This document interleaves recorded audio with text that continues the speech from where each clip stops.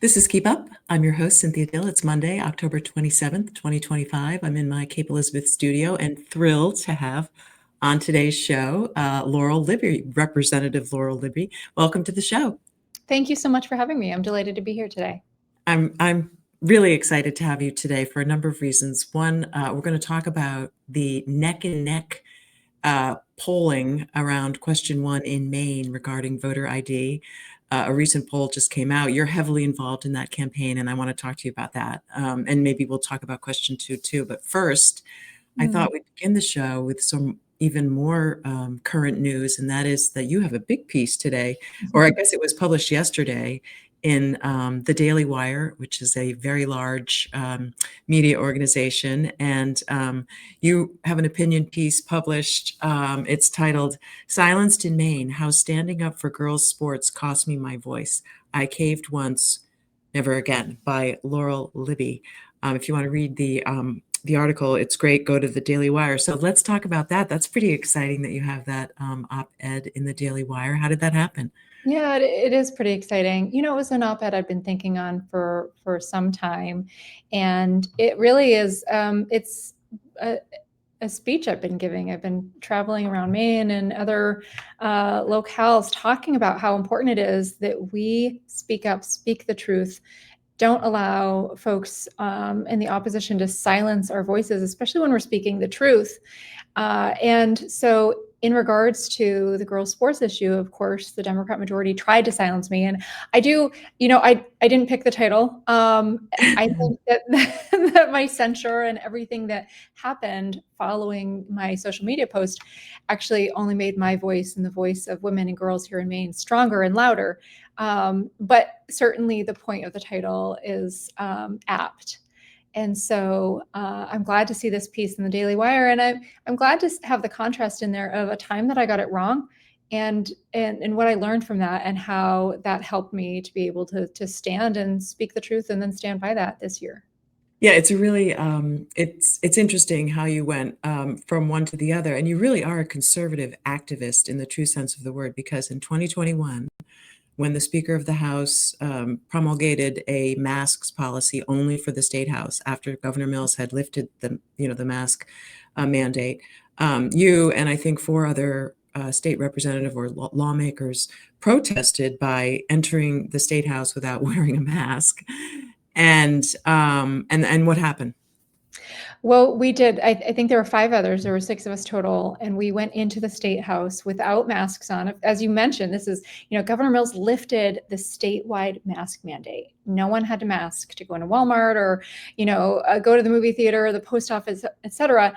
But for Maine people to enter their house, they had to mask. And that was really what I had objection with, is that folks couldn't come speak and petition their government, our First Amendment rights, without this arbitrary mask mandate that the Speaker of the House and the Senate President had just put back into place for this one building in the entire state. And so we went in to stand up for Maine people's right and say, this isn't how it should be. Maine people should be free to enter the State House. And we were stripped of our committees, and we were told that we could not vote in the House chamber. We could not come into the chamber to vote if we did not put a face covering back on. And so you caved to a certain extent. I did. Yeah. But fool you once, right? Yeah. And so the lesson learned was that you were punished anyway for speaking freely, at least using your First Amendment rights when it came to the masking. And then fast forward with this boys playing on girls' sports team issue. You really held your ground, and this, your op-ed gets into the details of the epic battle with the Speaker of the House and how you prevailed at the Supreme Court. It's really quite an exciting story. So what do you think it means for the future of free speech in the Maine House of Representatives? Well, I think that I do wonder. I wonder if I hadn't had the earlier experience, if I would have been as quick to say, sometimes some things are more important than my ability to even vote on behalf of my constituents. That was a very serious consideration. But having been there, done that, and realized, that that term, caved, that word caved, it Yeah. feels harsh, but true. I did cave, and I learned from that experience and realized I did not want to do that again. And that sometimes, protecting these constitutional rights that are at play here is the most important, right? The penultimate thing that should be prioritized. And so that's what made it a no-brainer, when First Amendment right to free speech, my First Amendment right to free speech, and on top of that, Maine girls' right to a fair, safe, and level playing field was at play. It was an absolutely streamlined decision to say I will not cross that line, because I had already crossed it and I caved. So this time, do it instead, and the Democrats caved, and so here we are with a Supreme Court victory in hand, and the knowledge that a bully will bully as long as they can. And that's what happened twice here. And the bully finally had to back down because they were. What happens, Representative Libby? Rumor has it that you might be running for governor, and if you wanted to make any kind of announcement on this show, I would welcome that. But I've thought, and I think I shared this with you in another earlier conversation, that if your political activism and fundraising ends up turning the House in the Maine House of Representatives from a Democratic majority to a Republican, it seems quite fitting that you would be the Speaker of the House. And if you become the Speaker of the Maine House, do you think you'll be as high-minded about the free speech of the Democrats who will then be in the minority? That's an interesting question, given that I have gone to bat on the House floor for our First Amendment rights pretty vigorously. And in fact, even defended the rights of a current certain Senate candidate who has come under fire recently for his social media posts. Unbeknownst to me, I didn't know I was defending his rights at the time for some sort of militia training, but apparently I was. And so, yes, no matter where I go and what I do in the future, I do plan to and will continue to defend our constitutional right to free speech. Of course, Second Amendment as well. All of our constitutional rights, that is what we have, a free country because we defend those rights, because we hold our Constitution close and prioritize that. So yes, no matter where I go, what I do. Were you referring to Graham Plattner? Have you come out and supported his free speech rights in the face of this onslaught that he's facing for his tattoo and his social media posts? Yeah, he has the right to all the free speech he wants. Back several years ago, we had a piece of legislation regarding militia training, and I objected to that legislation vigorously because I do believe that it infringes on both our First and Second Amendment rights. And lo and behold, I didn't realize I was defending Graham Plattner's right to First and Second Amendment at the time, but apparently I was. So. Well, we've said this before. Politics makes strange bedfellows. A lot of people have said that. And in your instance, you and I share common ground, certainly with a lot of things, but one of them is the, women are real, boys shouldn't play on girls' sports, men can't become women issue. But believe it or not, I am one of the 3% of undecided people on question one. So let's move now to question one. Absolutely. And question one on the Maine ballot is about basically voter ID, and it has other things in it that we can talk about. But the big news is that the New Hampshire Survey Center, the University of New Hampshire Survey Center, did a poll. I mean, these, polling has not been very accurate over the years. So I'm not putting I'm not going to bet any money based on this poll. But the poll, for whatever it's worth, it polled about maybe 1,100 people in Maine. And the results are that 48% are going to be voting yes, or at that moment said they supported question one, and 49% said they do not, 3% undecided. So I'm one of the undecideds, although I'm leaning. So here's your chance. You can convince me, because I just have a couple of questions. Well, first of all, let me just say at the outset that I understand the argument about, well, we've never had, required voter ID, and this is going to somehow limit, the ability of some people to vote. But from my perspective, I don't have any problem asking voters for an ID, especially because when you think about in 2023, like 3 million people, 3 million migrants came across the border Mhm. into the United States. And the difference between votes of the 2024 election was less than 3 million. So we have to get up to speed with sophistication when it comes to scamming, when it comes to AI, when it comes to security. We're doing that in all other walks of life. So I don't have a problem requesting a voter ID. I'll just say that at at Mhm. the outset.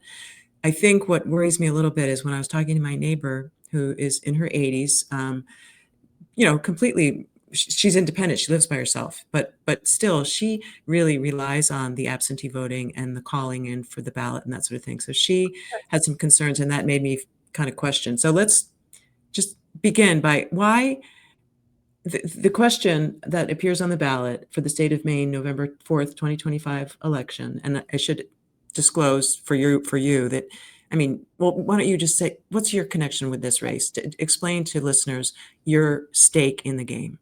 Sure. So, the Dinner Table is the largest, most active conservative grassroots organization in the state. I am a co-founder of that organization, and last year we spearheaded the effort "Voter ID for Me," and got this question on the ballot. And it was due to the efforts of the grassroots Maine people. Maine people have wanted this to be in place, voter ID to be in place for many years now. This is legislation that has come before the legislature, and it always comes down party lines, with Augusta Democrats saying no, Republicans saying yes. But it's interesting when you look at polling across our state, even a majority of Democrats want voter ID in place. And so almost 800 volunteers collected over 170,000 signatures to get this on the ballot this year. It very much is a Maine citizens effort. No, More I was one of the people who signed the petition Yeah, to thank put it you. on. Yeah, so, but I don't recall, I think, and if you could clarify this, I would appreciate it. Sure. What people signed to get on the ballot was just some sort of voter ID law, right? It You know, wasn't this. it's interesting. The question that the Secretary of State put on the front of the ballot was much shorter and condensed than the question she wrote for the actual ballot itself, which is interesting to me. So the full legislation was, of course, inside the petition that everyone signed. Folks could read it, and there's a summary, which is also not that long, written by the Secretary of State on the front of the petition. Um, you're right. If you're asking, the question on the ballot is different. Yes, the question on the ballot is different. That was written by the Secretary of State after the petitions were turned in and the signatures verified. At that point, the Secretary of State writes the question. And you don't like the question as written. If you had to write it yourself, what in your mind is the real question that voters are answering when they vote Yeah. yes? Should Maine voters be required to show photo voter ID at the point of voting, in person and absentee? It really is literally that simple. The legislation does make a number of changes to our election law, but it's with that thrust of ensuring that folks have to show voter ID for both in-person and absentee voting. And that's really important. Folks go, well, why do it for absentee as well? We have 40+% of Maine voters vote via absentee. If we go changing the law to ensure that there's a photo voter ID required for in person, and we don't for absentee, that leaves out almost half of our voting Right. population. And Well, so, I think a lot of people are maybe get tripped up on some of these other provisions, but they all basically, the road all leads to just, if you're going to have a voter ID law, you have to have a voter ID law. It can't be it that needs to be only, standardized, yeah. right? You can't have one law for one group of people and one for another. And that is what this legislation in all areas. Even, if we get to it, the question of drop boxes Yeah, or well, let's talk about that because, names and dates, that all is intended to ensure the same standard across okay, the so you mentioned the drop boxes. The board. question itself says about drop boxes that it will limit the number of drop boxes. So in Cape Elizabeth, we only have one. So I don't, that's not going to be anything that has anything to do with me, but Yeah. how does limiting the number of drop boxes connect in your mind directly to the issue of voter ID?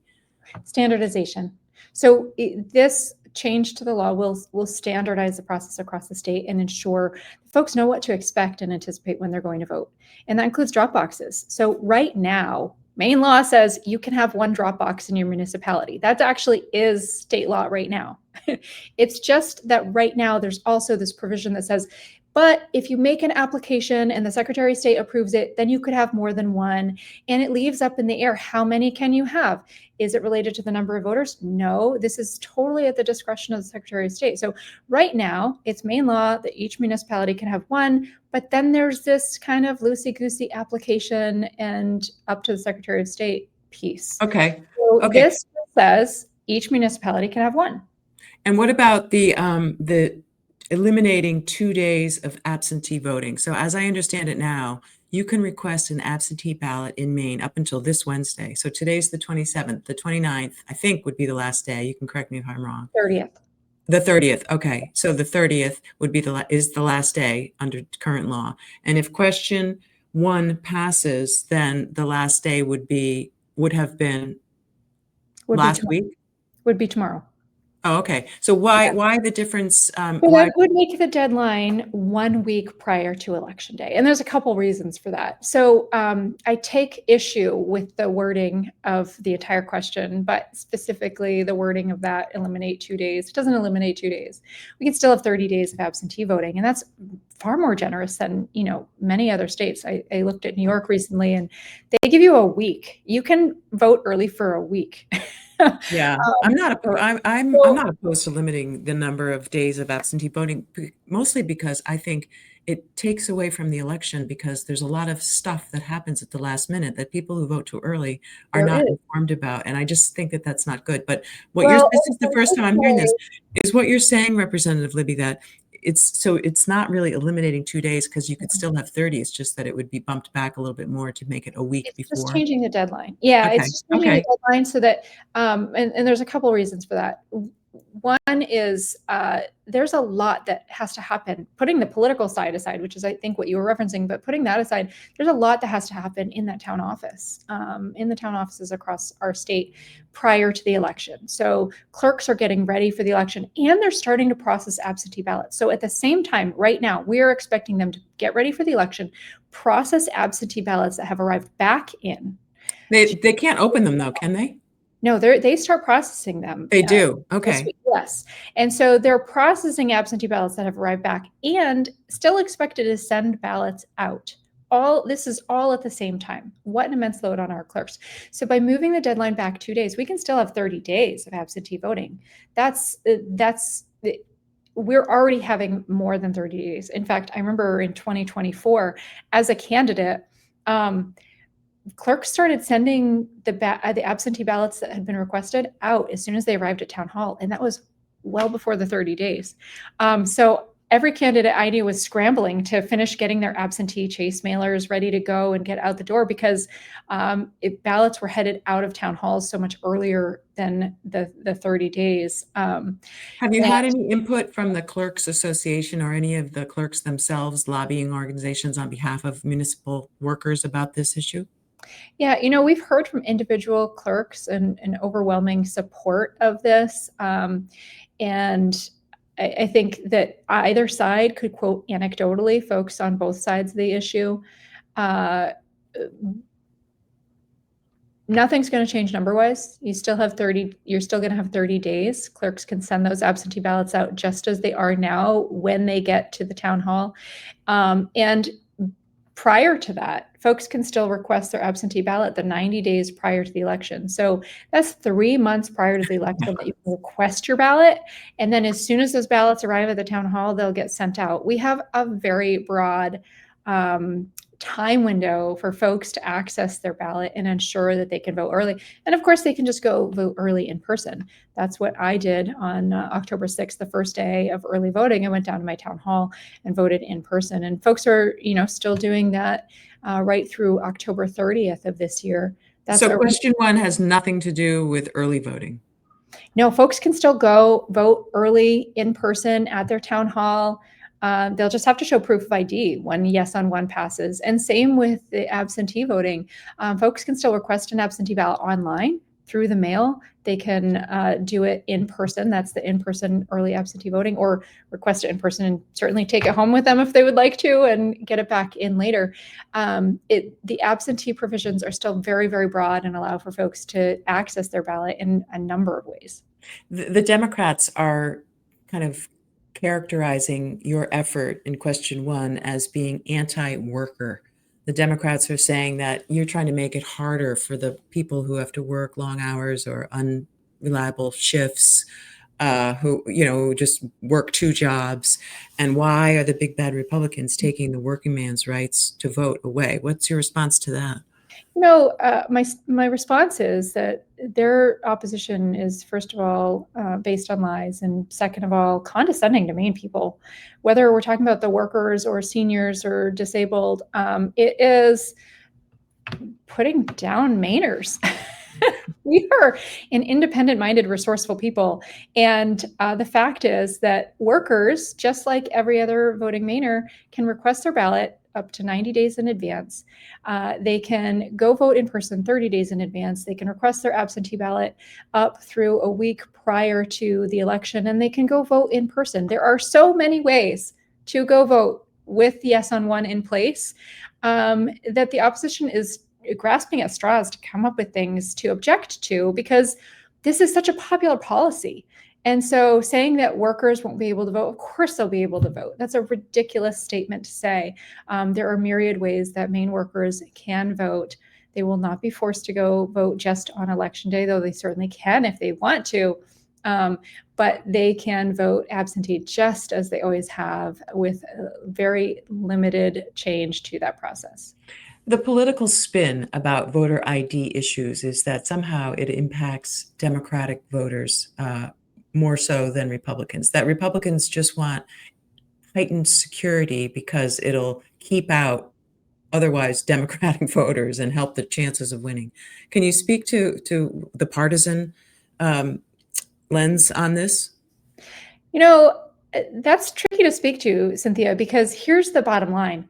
It's only the Democrat political actors that seem to have a problem with voter ID. It's not Democrats as a whole across our state. Democrats as a whole across our state, as I said earlier, you look at polling, want voter ID. This is not a partisan issue. And the opposition is trying to make it into one and make out that this is something other than what it is, because they can't win on just the merits themselves. And so that's unfortunately what this campaign has turned into on the opposition's behalf, is trying to make it into a partisan issue, trying to say that certain populations of people won't be able to vote, lying and saying that it's doing away with absentee voting. None of the things that they are putting out there and saying are true about this measure. But when you spend big money at putting out lies, then people hear that and believe some of the fear mongering, and that's what their campaign's based on. What do you know about the fundraising sources of both sides? Like, where does your money come from on yes on one, and where do you think the no on one campaign gets most of their funding? Yeah, I think that we've heard a lot about our, out-of-state donations, and it's interesting to see out-of-state donations flooding into the No on One campaign. And Are they? Yes, and they're spending four times what the Yes on One campaign is. They have vast, deep pockets because the left doesn't want to see this pass. Again, the political left, the everyday Mainer, folks across party lines want to see voter ID in Maine. It's the politicos that have issue with this policy that 36 other states have already passed.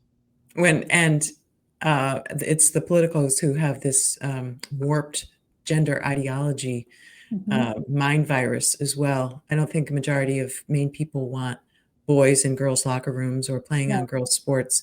Well, in terms of question one, were you surprised at the polling results? Yes and no.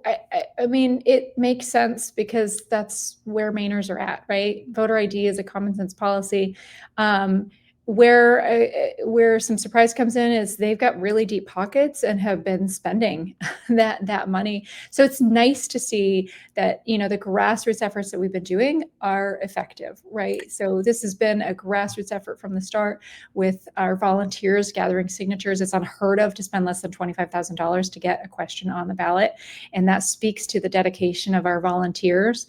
And that has continued throughout the whole process. When Yes on One gets across the finish line, it will be because of Maine people, because of Maine activists, because of the grassroots. And so it's gratifying to see these numbers and that, the hard work that they have put in is Well, and it certainly means you have a lot of work to do between now and Election Day. Convincing, I think I'm convinced convincing on that this. last 3%. Cynthia, Yeah, I don't think there's any I want a yes outstanding vote questions. from you. I mean, I understand, to me, it makes perfect sense that you wouldn't just, like, as soon as you request an absentee ballot, be part of a system where you just get one every year automatic. That to me just is an invitation for, maybe a good intentioned relative to just fill out the ballot for somebody who Mhm. lives there and send it back. So all of these other things seem pretty reasonable. And Mm. having traveled recently and needing to, provide a copy of my passport to stay in an Airbnb, I think there's heightened security, like I said at the beginning of the show, for a lot of reasons around a lot of things, because there's heightened sophistication of scammers, Mhm. because we've had this influx of millions of people are migrating across the earth. And so it makes sense that elections, especially in our country where the election determines who the leader of the free world is. Mhm. I mean, we're not electing, the mayor of, you know, East Mattapumps. This is who is going to rule the world, essentially. And when we have elections so close in the United States, like we've had, where even though, I mean, Donald Trump won obviously a majority of the electoral college votes, but when it came to the actual voting, it was relatively close, and our elections are relatively close. This question is going to be close. So what are you going to do in the final days to try to cross the finish line? It's pedal to the metal for every last minute through November 4th. Of course, folks can go to the polls and vote early between now and October 30th. Go to the town hall and vote. Vote yes on one. And if you don't get to the town hall or don't vote absentee between now and October 30th, be sure to get to the polls for November 4th. And what we're encouraging folks is, this is, as we've said, a grassroots effort. And we certainly have our campaign efforts, but we're asking folks to spread the word. There's a lot of misinformation out there, a lot of straight up lies. And let's spread the truth and make sure folks know this actually strengthens our absentee voting system. It will ensure that it is stronger and more secure than ever, and that folks can have confidence that when they cast their ballot, that their voice and their vote is heard, and that they can have confidence in how strong our elections are, which some folks do trust and some folks don't. So let's ensure that folks have that faith in our elections as much as possible. And that is exactly what Yes on One will do by strengthening both voting in person and absentee. And so we're excited, but what we're asking folks to do is spread the word. Talk to your friends and family and neighbors and ensure that they know the truth. Ask them to vote Yes on One and make sure that they get out to the polls. This is an off-year election. Turnout is expected to be low. And so the win goes to he who turns out the most people, right? And that Yeah, get means out the vote. we need to ensure that folks turn out, that they get to the polls and vote.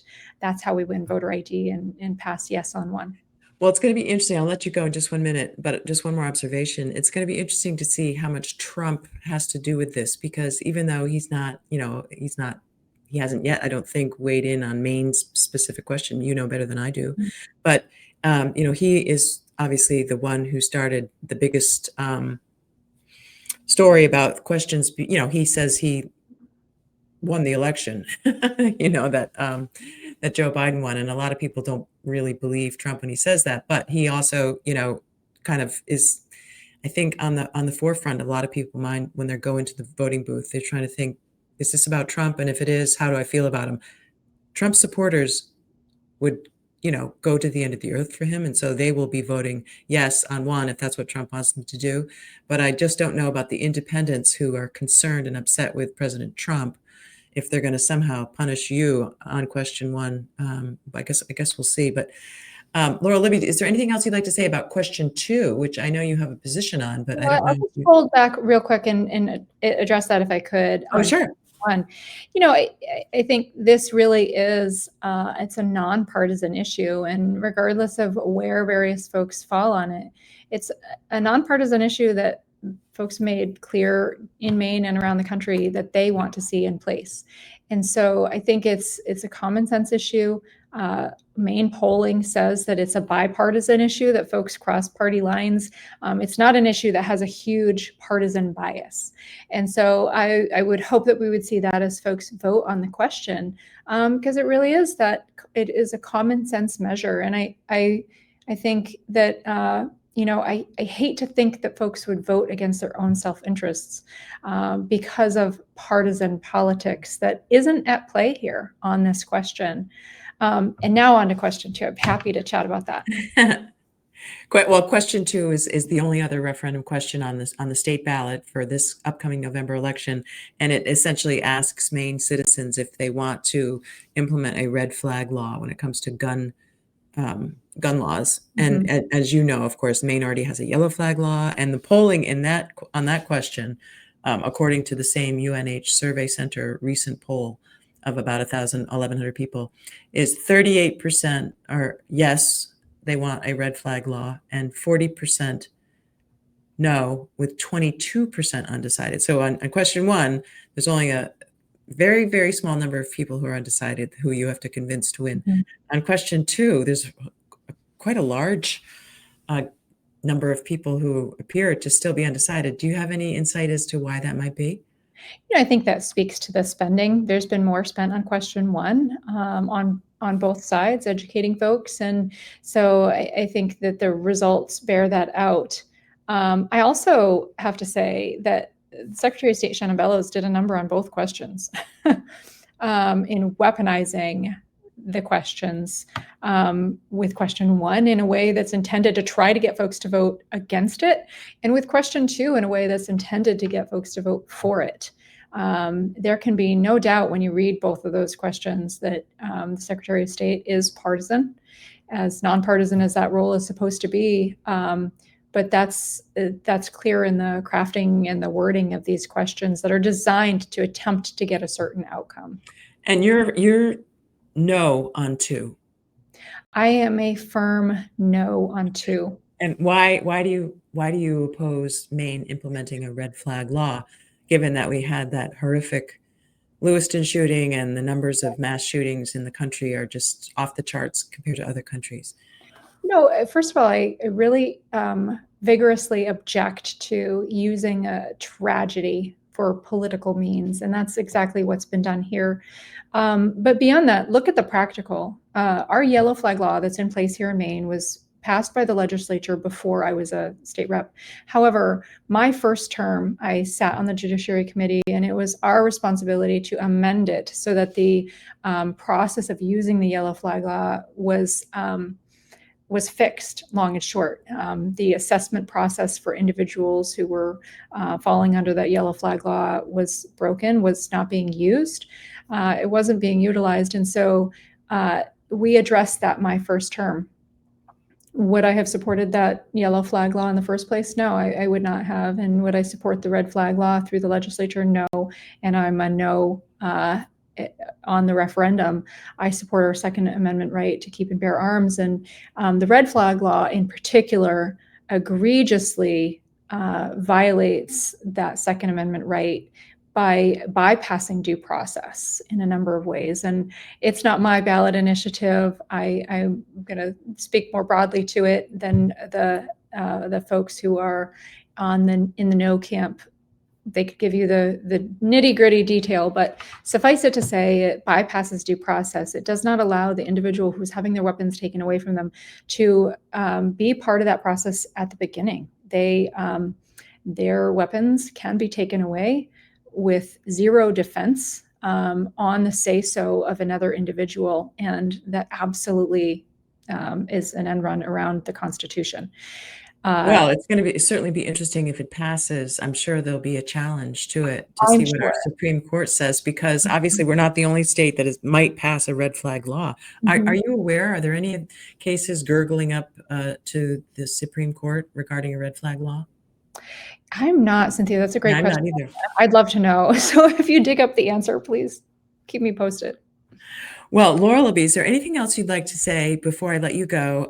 Again, if anyone wants to read your article in the Daily Wire, I recommend it. It's really great. Congratulations on that. And the virtual tie on question one is exciting. So you have the last word. Well, I'm going to thank you, Cynthia. It sounds like we have you locked up as a yes on one at this point. Is that accurate? Yeah, you can count me in. Awesome. All right. Well, then I'll say thank you. And to your viewers, please get to the polls, get to your town hall and vote early between now and October 30th, or vote on November 4th. Vote yes on one. And yes, of course, also vote no on two. Thanks so much for helping me out. Well, thank you, Representative Laurel Libby.